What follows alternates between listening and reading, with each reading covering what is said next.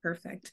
Thank you all so much for joining us today for free help. My name is Jasmine Knighton. I'm one of the optimizers here at Vine Skills. I help folks get launched into FileVine through our sprint process as well as FVDA. Super excited to be bringing you all free help today. I'll let Nikki and Hillary introduce themselves, and then we can kind of jump in. Hi, everybody. It's great to meet you all. I work alongside Jasmine and Hillary here at Vine Skills. I've been here for a little bit over a year. I started out my journey at FileVine, was there for a year and a half, and prior to that worked in law firms my entire career. So happy to be here with everyone, and hope this is super helpful for you all. Hi, everyone. I'm Hillary Richards. I'm an optimizer here at Vine Skills. Previous to this, I came from FileVine, where I was for 2.5 years in the implementation side of things. Awesome. Thank you both. Yes, we all have some FileVine backgrounds, having worked there, and hopefully can pass some of that great knowledge that we have on to you all about Customs Editor. If you all have any questions, feel free to use the Q&A feature at the bottom. We'll get those questions answered in real time. Just a little bit about Vine Skills before we kind of jump in. We offer kind of a large scope of all things FileVine related, whether that's launching clients or optimizing clients. So for folks that have already been in FileVine that maybe want to work the system a little bit better, learn what they don't know, or really just help with performance or anything like that, Vine Skills can help out with all of that. We also do lead docket, FVDA, demands AI. We run the gamut, automations. We're a one-stop shop for you all. And so if you all have any of those needs, definitely feel free to reach out. Towards the end of the call, I'll put our website info in there, as well as all of our contact info, so that if you all are looking to engage in any services or just have questions, you can feel free to reach out to us there. And it looks like we already have a question. Do you know if comment fields and contact cards are reportable? I'm trying to decide whether to consider using this. Comment fields, I guess, Nikki, I'm not sure if you know, I don't know what you would be using the comments for, but we can kind of dive into that just a little bit. Yeah. So here in Report Builder, if you're just trying to pull in, typically you're able to pull in like contact list items. Let me go ahead and select a type here, project type. We have a ton. Hopefully you all don't have this many template types that you have to scroll through. Let's see here. So here, if it's like in your additional info for your contact card, you're able to like add those items in as columns. I don't know if we have a notes section in ours. We have one that says additional notes. Okay, let's type that in. I just don't know. Let me check if it's contingent.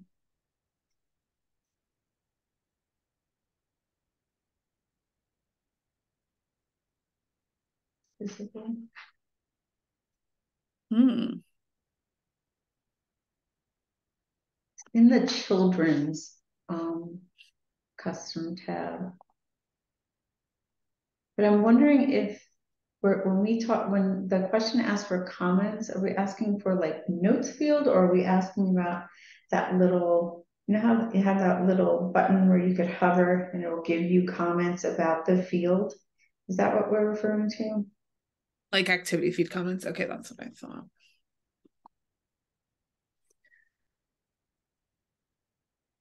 Yeah. I guess it depends on what type of fields, because let me pull up and see if we have any notes like options in our contact card, and then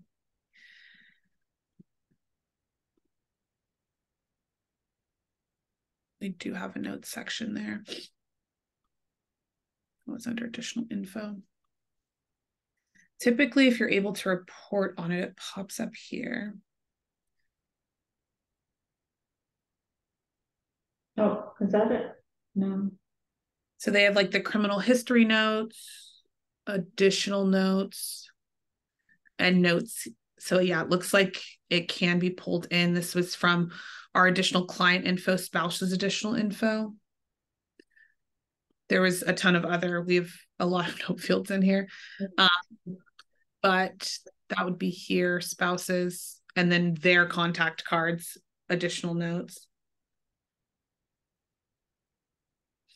If you're not seeing it, we can pull reports with notes, but it doesn't look like it for comments. So I think like if you comment on the note in the activity feed, is that what we're talking about? Because I feel like we shifted from contacts to the activity feed.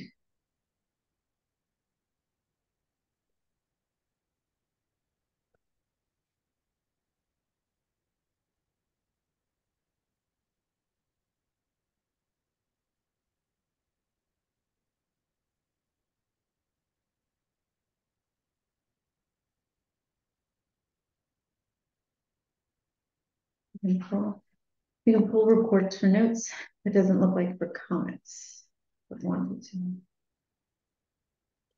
to. Yeah, maybe I can give you permission to unmute that way. That would be great. You can ask instead. Let me open this up. And Tracy. Hi, Tracy. Good afternoon. Hi. So, yes, I'm looking for, I think one of your screenshots showed that the comments in the contact card. So under additional information, the comments below, right there, I'm looking to see if that's reportable. It doesn't look like it is, but I wanted to ask because we pull notes into a report. We use that as a column so that we can see all the. Is that it right there? Oh, yep. So client's additional info comments is this piece here. Could you go back? I'm just going to take a screenshot if you don't mind. I've got my chat hanging over that. All right, so all right. Thank you. I appreciate it. Yeah, of course. And a lot of times if you just type it in, there's a lot of comments, right? It's pulling every place that says comments, but just before kind of it tells you where it's pulling from. And so maybe you were from a different area. Actually, it's because you are pulling from projects. Yeah, a list of projects. Okay. Yeah, see, I was just looking for in general for contacts. Oh, like a list. Doesn't look like you can do it in contacts. Let's see, a list of contacts. Sorry, I didn't notice that. Interesting. So you should still be able to pull in. Yeah, I'm checking now to see if I have that option. So if you've got it there, so I will check. I appreciate you looking through that with me. So clearly it's there. If I don't see it, I will reach out to support. Perfect. Thank you. Yeah, of course. Glad we could help. All right. So we'll go ahead and jump in. Give me 1 second. Sorry about that. Perfect. So we're going to jump into Customs Editor. Customs Editor is where you'll go to make all of your org-wide changes to your templates, as well as your contact card. So we kind of popped into the contact card there as well. So if some of you are like, we don't have a comments option, we can show you how to get those items added in. You do need advanced permissions in order to see your customs editor. So if you're not seeing this option, that likely means that you don't have advanced access. If you are the person that's supposed to be making those changes, you'll want to reach out to somebody that's a FileVine admin, or if you're working with us already, we can help kind of get that those permissions for you there. But we'll go ahead and go into advanced. You'll see here contact setup and customs editor. All of the advanced tabbed items are in alphabetical order. So if you're ever like, where is it? It's usually at the top with the C's. We'll pop into contact setup first. You'll see here that we have a couple of tabs open here. You do have the ability to add new tabs in, name the tab, and add in fields that way as a way to help better organize your contact setup. You'll see that we have quite a few options here. There's the ability to add new fields in, and then you can kind of choose which field type you like. That comments that we kind of just went over is located down here. And then you'll see some similar if you've worked in Customs Editor before. Some of these field types are similar to that. The only difference with contact setup versus Customs Editor, you can't make these contingent off of another field. So if I wanted a yes, no, and then only wanted items to show based off of that yes, no, I wouldn't be able to do that in my contact setup. But I can go ahead and select which field type I like. I can add in a field name there, and then I can choose the width. So if I want this to be all by itself on a line, I'll keep this one. I usually like to do 3 in a row so that it kind of mirrors what my FileVine build looks like. But again, you have some flexibility here. Maybe you're using a comment section or a note section and you want 2 items next to each other like that. You can do that there as well. This placeholder text allows for you to type in kind of what you want placed there. So here for social security number, that's your placeholder text, that 1, 2, 3, 4, 5, 6, 7, 8, 9. It allows folks to see what format should be placed in there or give them like, guidance or instruction there. And then the help text allows for that, hey, I want it displayed like this. And then at the very bottom, you have visibility for your different contact types. So this is where this is kind of the contingencies within your contact card. So I only want social security number to show up for client, defendant, or plaintiff. You can add additional contact types here. You can start typing in and select which other types that you would like, if any, there. This is also where you can move to a different tab. So maybe I accidentally created this and I want this actually moved to a different tab. I can move tabs there and select which tab I want it moved to. You can group items. So here there's no title, but if I use this pencil, I can add a field name here. So maybe client, additional client info, I want it to say down there. I can add that there and it will populate as a title for that section, similar to our immigration details. Perfect. There's also, again, I mentioned types and labels. If you want to edit your types and labels, you'll go here. Contact types populate at the top. You can add new ones by clicking the plus sign there. You can remove items by using the trash can symbol there. This is also where you can add date of birth or date of death.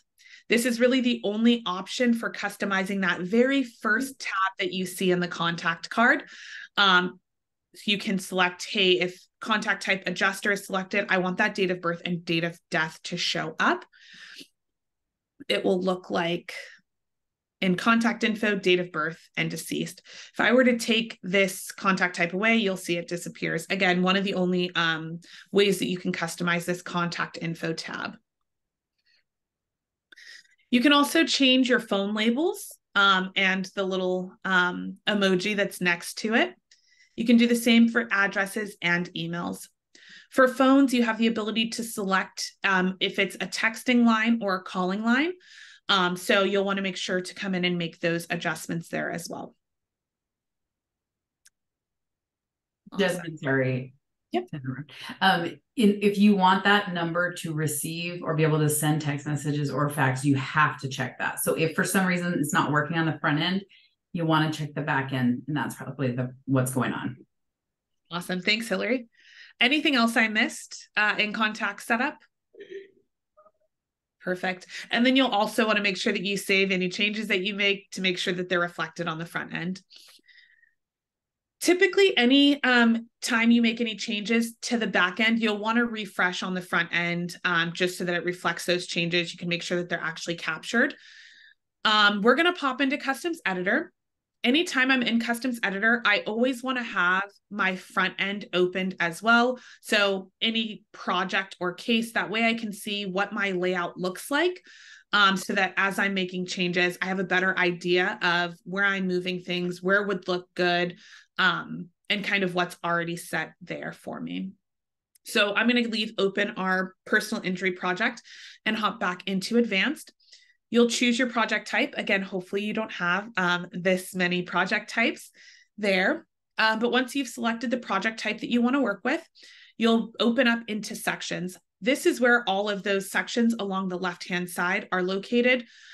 This is where you'll add, again, those additional fields, widgets, everything like that.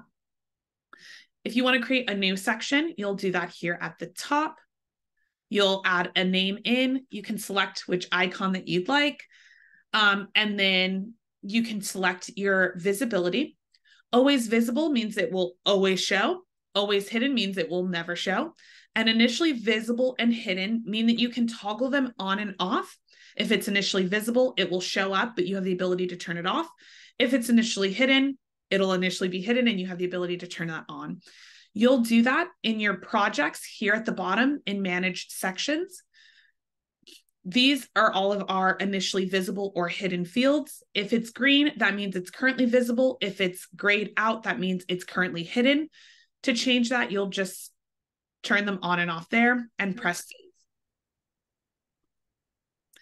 Some folks will use this for like litigation, right? Because maybe not all of your cases are going to go into litigation. So you don't want to see all of those sections here on the side. It may be overwhelming. And so you can hide those sections initially and then turn them on if that case does go to litigation. And then once you've selected all of that, your section type here is another option for you to select. These built-in sections are things that are native to FileVine. You can make limited changes on them. You can essentially change the name and the icon and the visibility, and that's it. You can't add any additional fields or change the current fields or setups in them. And they're all tied to kind of different elements within FileVine, kind of indicated by the title there. If you're looking for a custom section, so your static or collection section items, those are going to be here in custom. If it's a collection section, you'll select the box. If it's not, you'll leave the box unchecked and you'll press save. That will create a new section for you to be able to add in additional content or fields and widgets. If you're looking to edit a current section that you already have, you'll find the selection that you're looking for. You'll click into it and you'll see all of your field types located here. If you're wanting to add a field, you'll look to see where you want to add it in. So let's say I want in my intake section something to be located right under referral source. I'm going to go back into Customs Editor, and instead of scrolling and trying to figure out where referral source is located, I'm going to use Command F, and I'm going to type in referral source, because I know that that's where I want my information to live, just below these items here. So once I've found kind of where I want them to live, I'm actually going to put it just below all of my like split fee stuff. These are on columns or row 9 and columns, 0 through 2, indicated here with the brackets. And then my next item is located directly on 10, meaning that there's currently no space for me to add in anything below my referral info. In order to make space, I'm going to use this drop-down arrow to make space there so that I am now able to add something on 10. You can see this is now on row 11. If I decide I no longer want to put anything on row 10, it won't mess anything up. You don't have to try to shift these back up. There won't be an awkward space on the front end. It'll look as if nothing else happened. But again, if you do want to add something in, creating that space is what you're going to want to do. So in order to add an item in, I'm going to go to Add Field or Widget right here. And this is where all of my field types are located. There's a long list of field types. Some have special abilities. within your kind of file vine. Your amount fields are just amount fields. They'll come out looking kind of either, again, whatever you choose, currency, decimal number, or percentage. These calculated fields are based on these amount fields above. You will have to type in a formula to get the calculated currency to kind of do what you want. But again, those are based off of these fields up here. Case number is one of those special file vine fields. It kind of tracks across a couple of different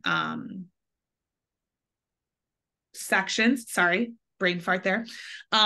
Your date field is just a standard date field. It's to track dates, not to calendar dates.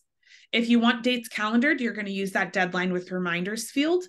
This not only calendars the events, but will also give you reminders that that event is coming up. To change that reminder schedule, you'll have to go into the reminder schedule section, still here in advanced, just not in customs editor to create that. And then you'll select which reminder schedule you would like used there.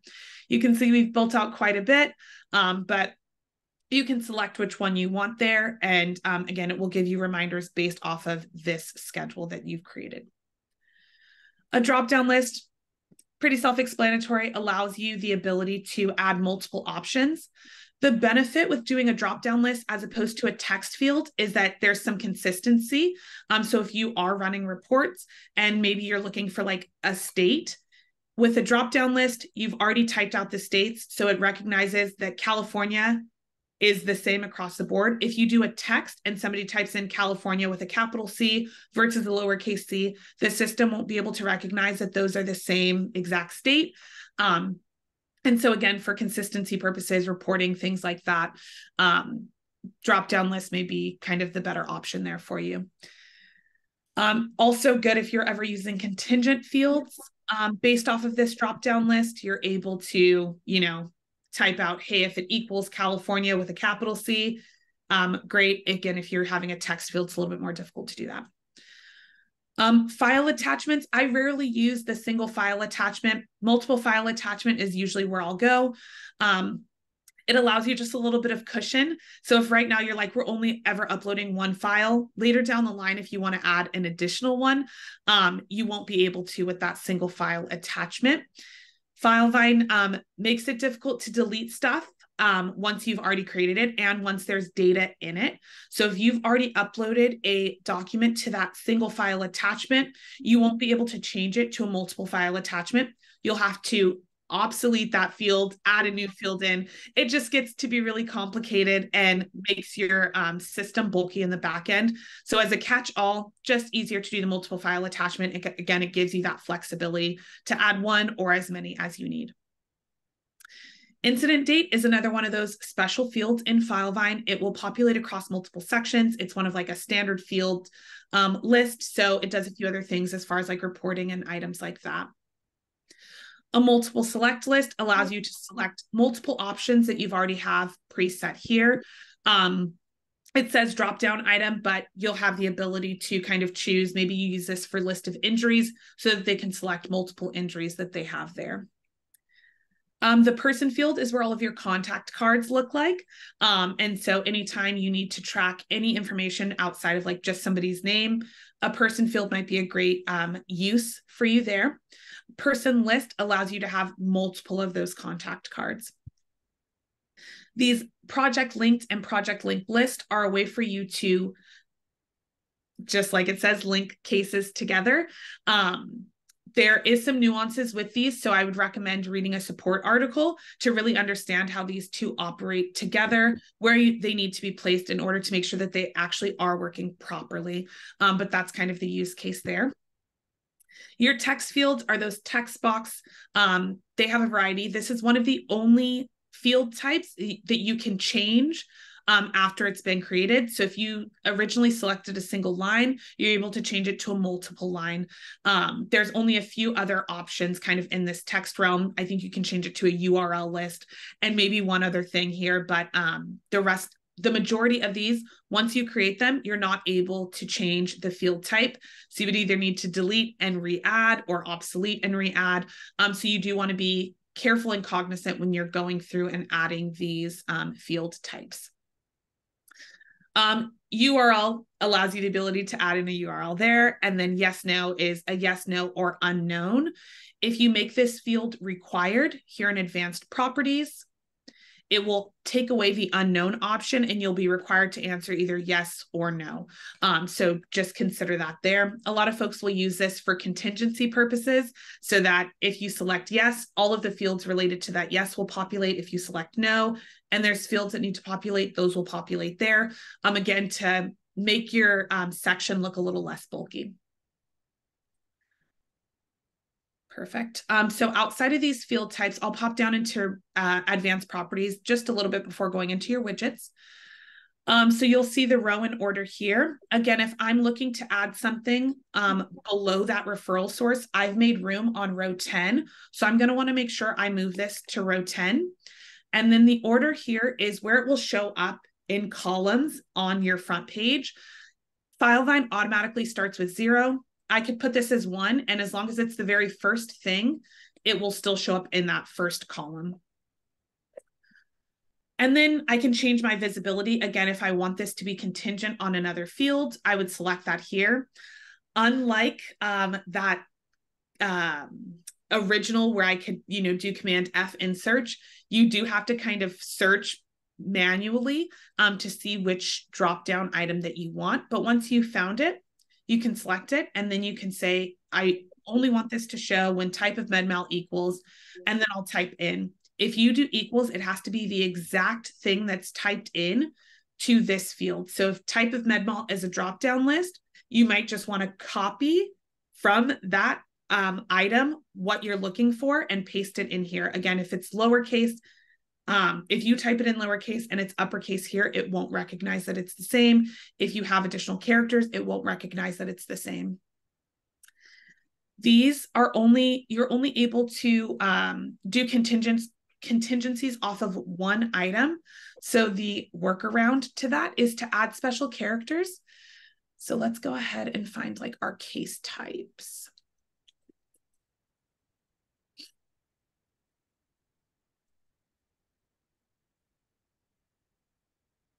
Incident type is a drop-down list here, and you'll see we have some asterisks in our build. That way, whatever field we're selecting and have a contingency with an asterisk, it will show up for all of these options. So I think one popular one is like location of incident or owner, location owner, whatever. That needs to pop up for both dog bite and premise liability and MVA, but not for medmal. And so that asterisk, again, allows for that flexibility when doing those contingencies. And then required, I kind of went over that. If it's required, you're not able to save the section without selecting or typing in something in there. Be careful with requiring a ton of fields because sometimes folks will just type in whatever they need to get to fill, to save the document. So you want to be a little bit more conservative with using this required function. The locked function, and if you ever have questions about what they are, the little question marks give you kind of a breakdown of what that is. This locked field will only be able to be edited by a project admin. And so you'll want to, again, be cognizant there. And then obsolete fields make it so that you're not able to see them in any new case. In any historical cases where there's data, it will be preserved, but you won't be able to see it in the front end. In the report builder, there'll be lines through it letting you know, hey, this is an obsolete field that's not in use anymore. Jasmine, we had a question. Can we go over the asterisk contingency use again? Yep.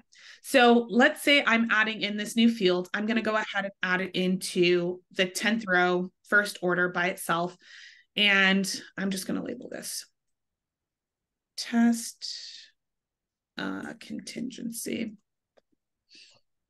if I could spell. And, you can kind of make this whatever field you want. I'm just going to leave it as a text field for now. And then I only want this to show when my case type is either dog bite or premise liability, that, the asterisk. So I'm going to go ahead and look for where my incident type is located, and that's here. And then when it contains, because equals means it needs to be exactly how it's listed. So if this was just for dog bite, I could type in dog bite with an asterisk and it will only show up for dog bite. But because the asterisk is on multiple options, I want to do contains, and I'm going to type in the asterisk there. And then let me take this off. At Vine Skills, we use best practices as far as internal notes go. So anytime that we add any visibility, we like to write it here in our internal notes. Just show when incident type contains an asterisk. That way, if anybody goes in to edit incident type, they know that this field is going to be messed with from that, or I may need to alter this if I change that. So I'm going to go ahead and press create. And then we're going to go back to the front end. Let me hide these floating meeting panels. And I'm going to go ahead and press refresh because I've made a change on the back end. I want it to reflect on the front end. So I'm going to go ahead and scroll down, and you'll see my test contingency shows up because my incident type has an asterisk. If I were to change this to medmal, you'll see it's now gone away. But if I change it to dog bite, it pops back up again because that asterisk is located there. It's a way to get around that only having one ability for those contingencies. Nursing home negligence, it's now gone. For this test contingency, you see that it's the only thing on that field. So it goes across the entire line. If I don't want it to go across the entire line, there's some tips and tricks you can do to kind of make it shorter so that it aligns better with the rest of your documents or the rest of your items. And we'll go over that next. If that answered your question, I'm not sure who asked it. Hopefully that answered. You said that was very helpful. So. Perfect. I'm going to go ahead and remove this field before kind of going on. Perfect. So I had that field located on that 10th line. Again, it was the only thing there.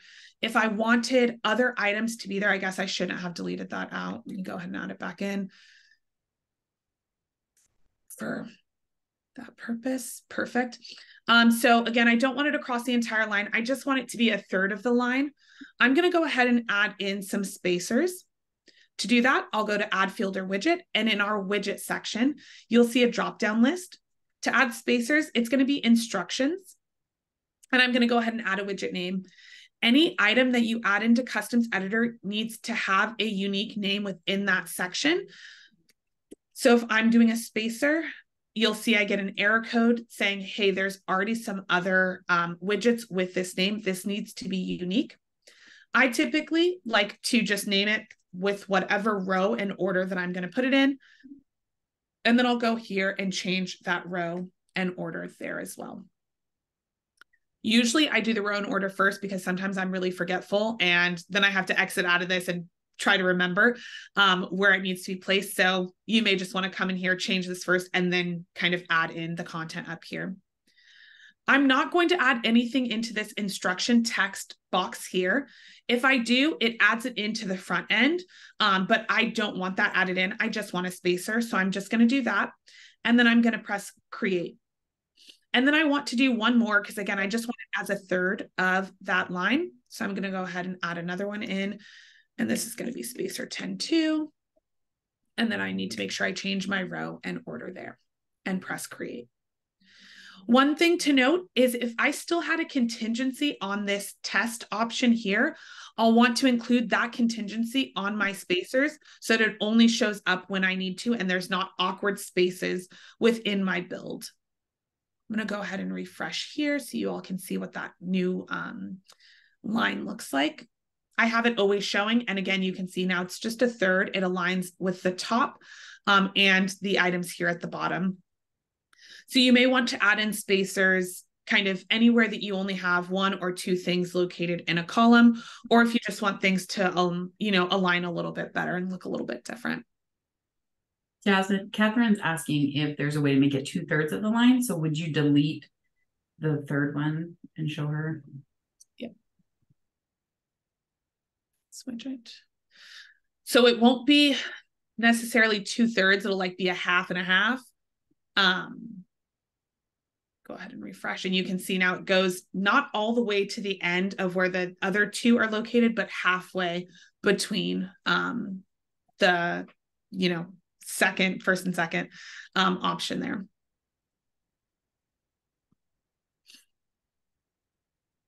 So go ahead and delete these out officially now. And you can see here widget type, I'm not able to change it. Again, once it's kind of created, you don't have the ability to be like, oh, wait, I meant for this to be something else. You'll either have to remove the widget completely, or again, if there's already content in there, you're going to have to obsolete and create a new one, knowing that the titles do have to be different. So you'll either have to change this to say incident type old and then create a new one, or, you know, something along those lines. So just be careful when you're adding in items here. But for our text, you'll see it's not grayed out. I can change it to that URL, case number, or the other text options there. Perfect. And then the other widgets that are located here, we have action buttons. These action buttons either will link you to another page, and I'll show you all this because this is kind of, if you don't know, you don't know. I'll pop back into that one. The other option here is to send an email. So if you have standard emails that you're sending out, and you want FileVine to pre-populate that info that you already have, so you're not having to go through and do the double work of finding your incident date or incident type or client number or anything like that, you can go ahead and type out the standard email here.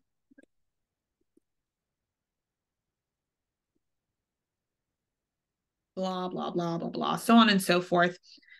You can CC the project email so that it comes right back into your project or your activity feed, so that you're not having to, again, CC that project or try to manage it from your Outlook. And then you can send to addressee. Now, available replacement fields is where you're going to want to go to add in your who you're sending it to's contact info. So we'll go here. It'll open up in a new tab similar to your DocGens. It's a ton of codes located here. It's, again, very similar to your DocGens, where this is very, very tiny. So you may want to use that Command F to find the fields that you're looking for. So I'm going to go ahead and do that to find my client's email.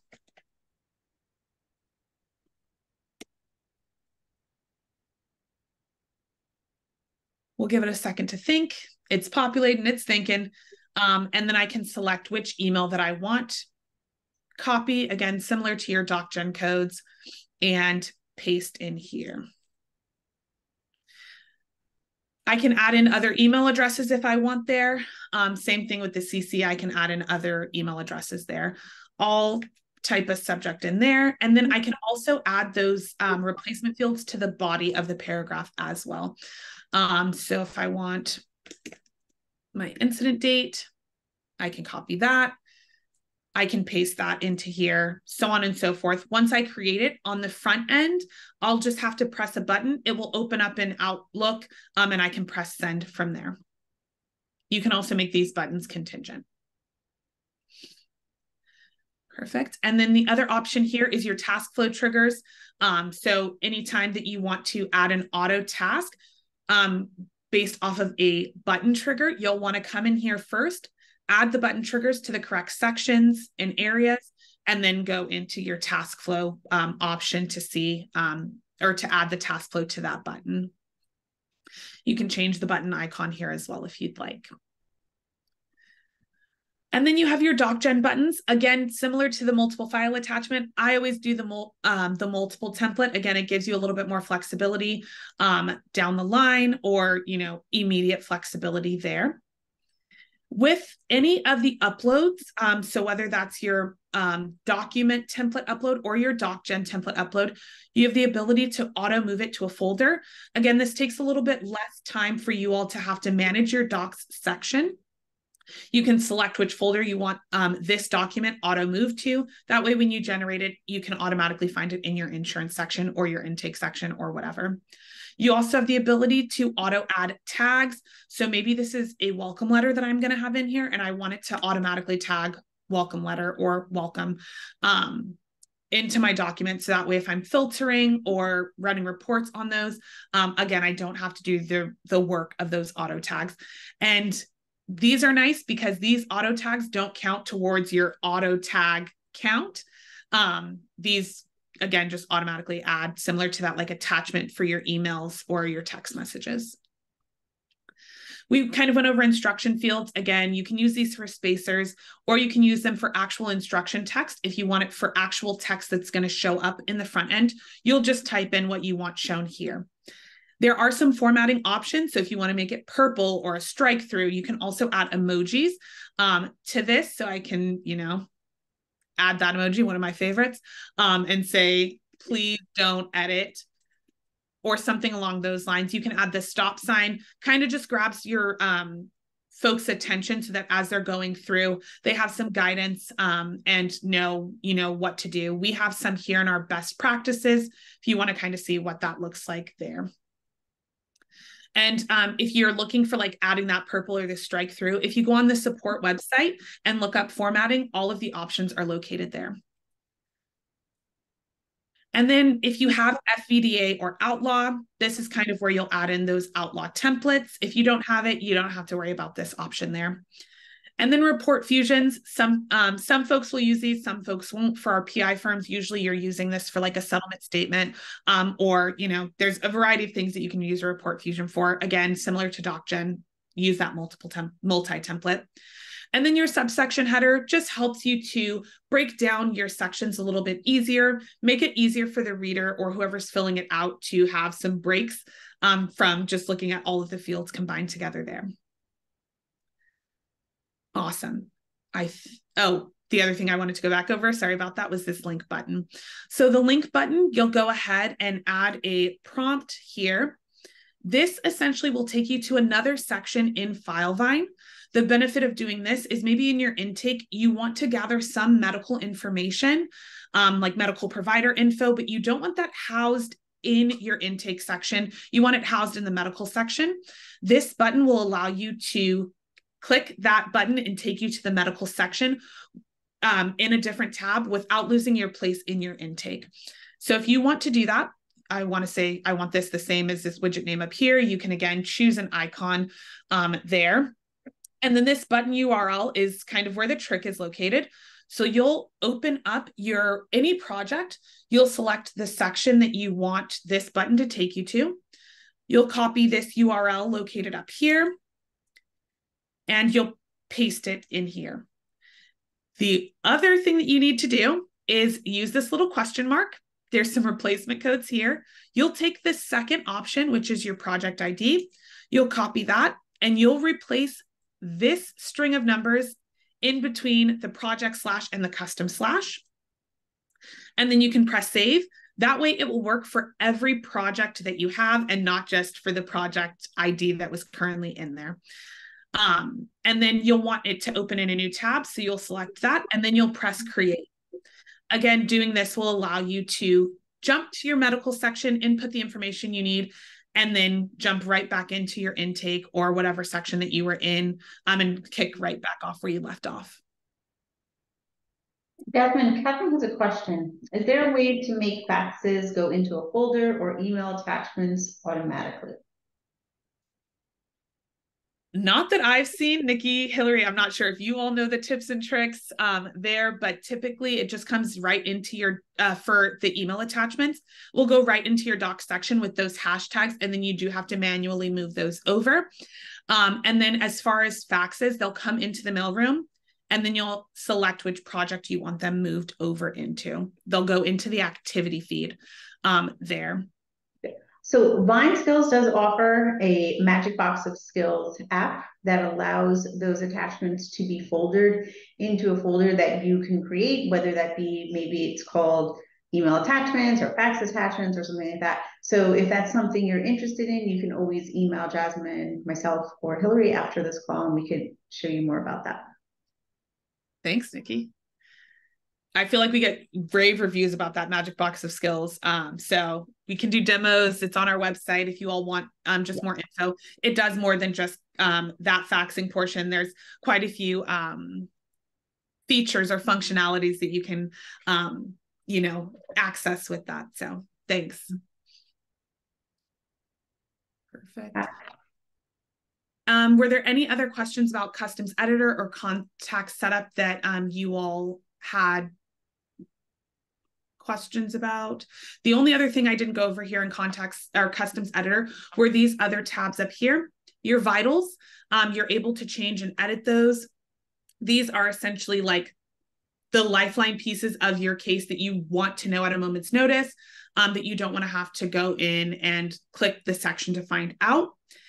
For the collection sections, you are limited in what you can bring over into the vitals. You can only bring like totals, like total meds, not totals for each section, highest, earliest, latest, averages, things like that. But from any static section, you can bring in the data there as well. Your phases track what the process of your case from start to finish. So you can add those in here and create new ones. All of these are retroactive, the vitals and the phases and the sections. So any changes that you make to them will also reflect on older cases. The only one that will not do that is your folder structure. It is only good moving forward. So any changes that we make to this will only reflect on new cases that we create. They won't reflect on any past cases. So if any of you are just getting into FileVine, you'll want to make sure that you do this folder structure sooner rather than later. That way you don't have to go back and add in folder structures for cases that you've already created prior to kind of having this.